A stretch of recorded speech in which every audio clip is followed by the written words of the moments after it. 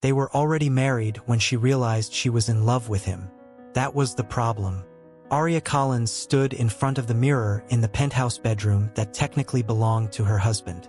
Her contract husband. Her ring caught the light first. Platinum band. Simple. Intentional. Public. 3 months ago, she had signed papers in a private office with no flowers, no guests, no vows. Just signatures. 6 months, he had said. 6 months, she had agreed. No emotional attachment. No physical expectation. Public appearances only when necessary. Separate bedrooms. It had been clean. It had been efficient. It had not been supposed to feel like this. Dominic Laurent didn't do love. He did leverage. He did timing.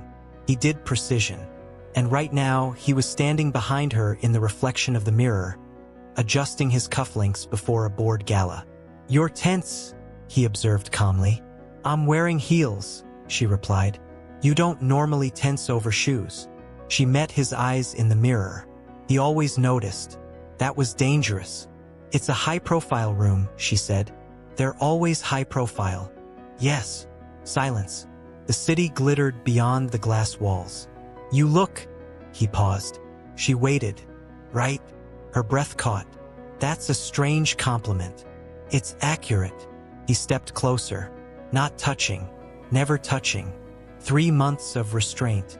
3 months of proximity. 3 months of pretending. "Remember the rules," he said quietly. "As if I could forget." "Good."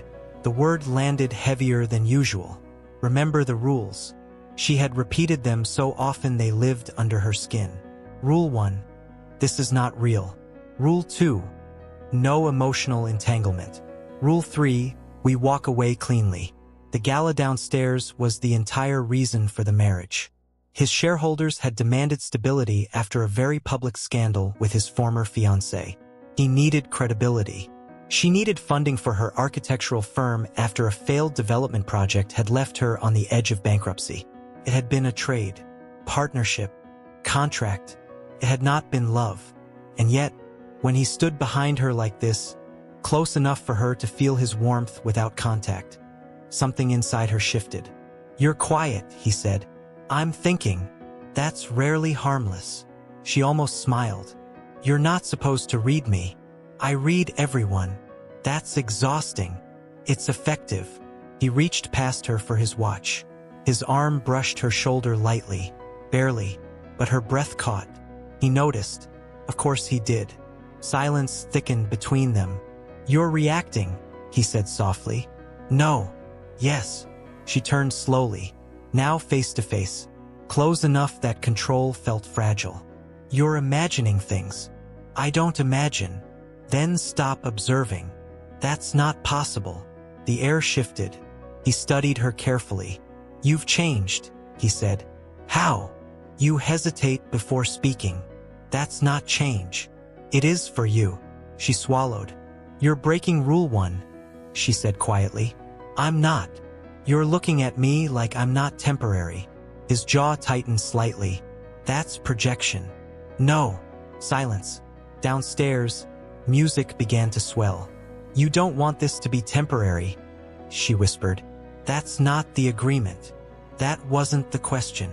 He didn't answer, because she was right. He wasn't looking at her like she was 6 months. He was looking at her like permanence was possible. And that was not in the contract. "Come," he said finally. "It's time." She walked beside him toward the elevator, hand in hand, public, controlled, perfect. But as the doors closed and their reflection stood mirrored in steel, she realized something devastating. She had signed a contract marriage with a billionaire. And somewhere between rules and appearances, she had fallen in love. The contract had been his idea. Of course it had. Dominic Laurent did not improvise solutions. He constructed them. 3 months earlier, she had been sitting across from him in a conference room that smelled faintly of leather and expensive restraint. "You need stability," she had said. "You need liquidity," he replied. Her firm had just lost its biggest client. Investors were nervous. Her phone had been ringing for days. He had watched quietly, then offered something no one else would. Marry me. She had laughed. I'm not fragile. That's not why. Then why? Because the market responds to continuity. Silence. You want a wife, she said. I want credibility. And I'm what? Aligned. The word had irritated her then. 6 months, he had continued. Public events. No shared finances. No physical obligation. She had studied him carefully. You don't trust intimacy. I don't mix it with leverage. And you assume I would? No. Then why the clause? Clarity. She had leaned back. And after 6 months? We dissolve cleanly. She had signed because she needed time. Because she needed the breathing room his name would buy her firm. Because she believed she could separate emotion from arrangement. She had underestimated proximity. Back in the present, the gala room pulsed with music and polished smiles. Dominic's hand rested lightly at her waist. Public positioning. Nothing more. You're distracted, he murmured without looking down. You're observant. You're not smiling. I am. Not authentically. She tilted her head slightly. You're very bold for someone who avoids emotion. I don't avoid it. You structure it. A faint flicker crossed his face. Walk with me, he said quietly. They moved toward the quieter corridor near the balcony. Music softened behind them. You're not comfortable, he said. I am. No. Silence. You didn't account for attachment, she said. Attachment isn't part of this. That's denial. It's discipline. She turned fully toward him now. Stop pretending you don't feel it. His jaw tightened. I don't feel what you're implying. Then why are you watching me like I might disappear? Silence. The accusation wasn't cruel. It was precise. You're projecting, he said. No. You want this to become real. Yes.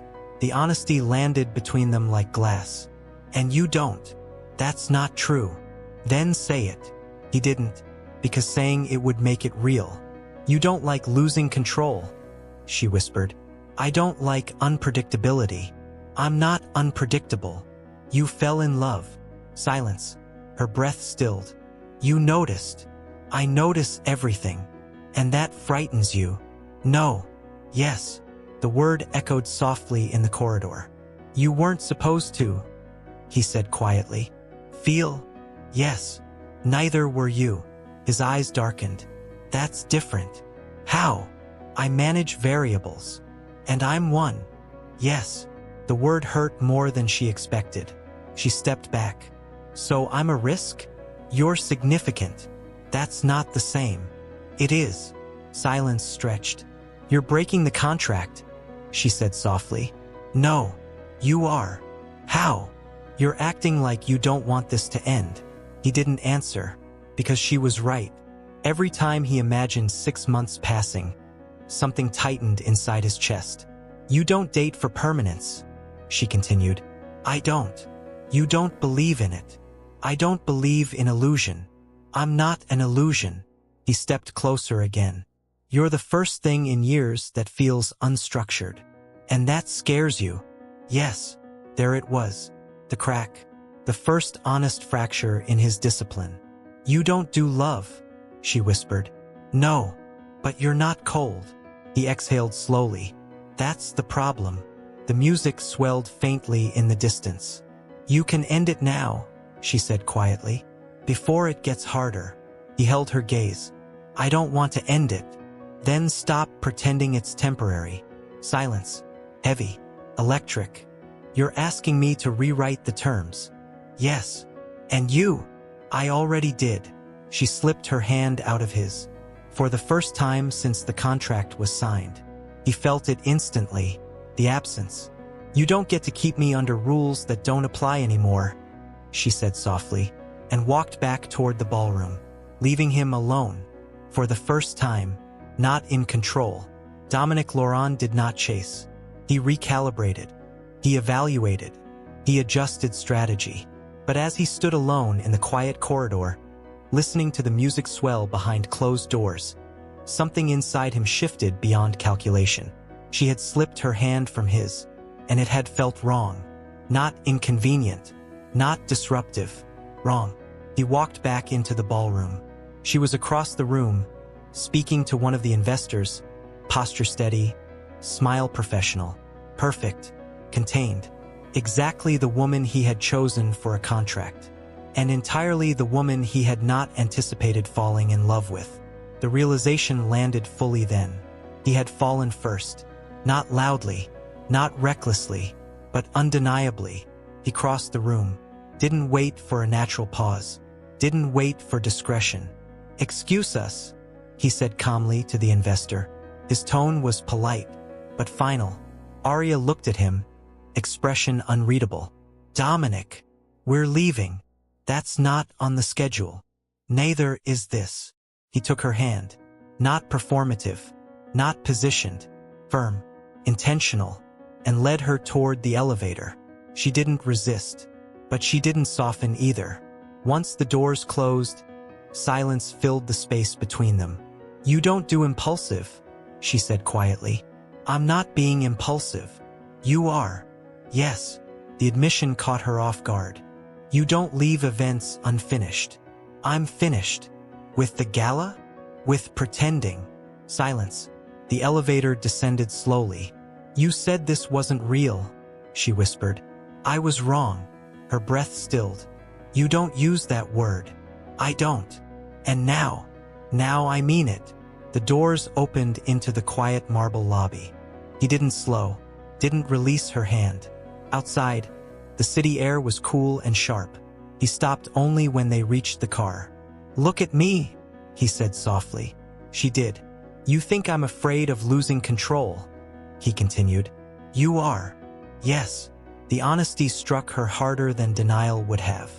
"But I'm more afraid of losing you." Silence shattered inside her chest. "You weren't supposed to feel that," she whispered.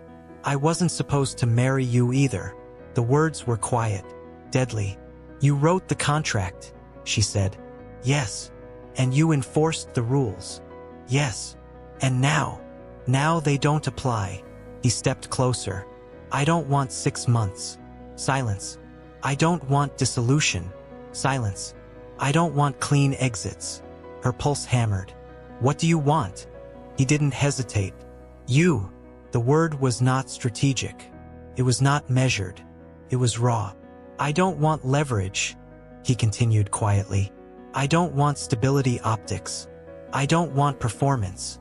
He released her hand only to reach into his jacket. Her breath caught sharply. "Dominic, listen." He opened the velvet box. The same ring he had chosen 3 months ago for optics.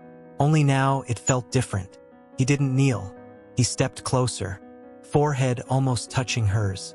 "I signed a contract because it was safe." "Yes." "I stayed inside the rules because it was controlled." "Yes." "And I told myself I don't do love." Silence. "But I do." The words cracked something open inside her. "I do with you." Tears filled her eyes. "You don't get to say that lightly," she whispered. "I don't. And you don't get to propose because you're scared." "I'm not scared." "You're not." "I'm certain." The difference mattered. He slid the ring from the box. "I don't want a contract renewal." Silence. "I want a marriage. Not staged. Not timed. Not strategic. I want you when it's inconvenient." Silence. "I want you when it's messy." Silence. "I want you without terms." Her voice trembled slightly. "You don't do unconditional." "I do now." The world narrowed. The noise of traffic faded. The city lights blurred. "You're breaking every rule," she whispered. "I forgot every rule the first time I touched you." The truth in his voice stripped the moment of fear. She exhaled slowly. "Yes." The word was steady. He slid the ring onto her finger. Not as leverage. Not as spectacle. As permanence. She pulled him into a kiss that wasn't polite. Wasn't cautious. Wasn't controlled. It was real. When they parted, he rested his forehead against hers. "No more contracts," he murmured. "No more terms. Just us." She smiled softly. "You signed a contract marriage with a billionaire," he said. "And fell in love anyway." He almost laughed. "No." "What?" You made a billionaire fall in love. She kissed him again. And this time, there were no rules left to forget.